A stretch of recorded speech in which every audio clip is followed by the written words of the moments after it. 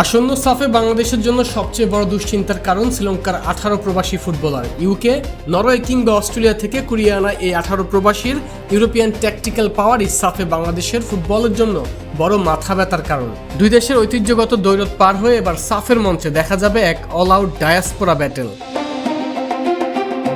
প্রবাসীদের আধিক্যে শ্রীলঙ্কার squad depth যে কোনো সময়ের চেয়ে শক্তিশালী। বিদেশে বেড়ে ওঠা তাদের ফুটবলারদের উচ্চমানের ম্যাচ রিডিং, দ্রুতগতির উইং প্লে এবং শারীরিক সক্ষমতা পুরো দক্ষিণ এশিয়া ফুটবলেই বড় ঝাঁকুনি দিচ্ছে।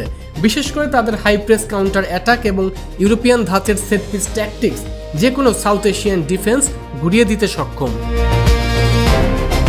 তবে প্রবাসীর সংখ্যায় শ্রীলঙ্কা এগিয়ে থাকলেও বাংলাদেশের শক্তিমত্তা কিন্তু কম নয়। জামাল ভুঁইয়া, তারিক কাজী, ফাহমিদুলদের পাশাপাশি নতুন প্রবাসীদের আগমন এবং স্থানীয় তারকাদের সাথে তাদের অর্গানাইজ টিম কম্বিনেশনই লাল সবুজের প্রধান শক্তি। শ্রীলঙ্কা যেখানে তড়িঘড়ি করে বানানো এক প্রবাসী মেলা, সেখানে বাংলাদেশ বছর জুড়ে একসাথে খেলা এক সুসংগঠিত ইউনিট। তাই কাগজে কলমে শ্রীলঙ্কার স্কোয়াড ডেপথ ভারী দেখালেও আসল লড়াইটা হবে লঙ্কানদের ইউরোপিয়ান ফিজিক্যাল ফুটবলের সঙ্গে বাংলাদেশের ট্যাকটিক্যাল ডিসিপ্লিনের। সাফের এই অল আউট লড়াইয়ে শেষ হাসি কে হাসবে, শ্রীলঙ্কার 18 প্রবাসী নাকি বাংলাদেশের লাল সবুজ?